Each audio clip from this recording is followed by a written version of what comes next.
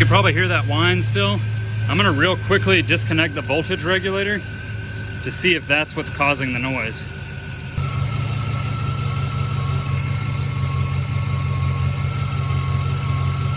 Still kind of whining with that off there, actually.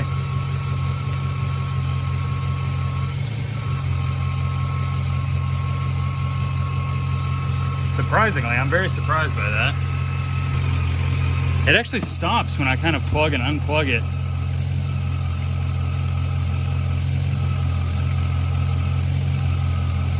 For a split second when I plug it in, it stops.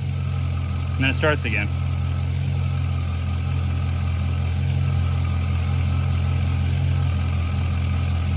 Interesting. Very interesting.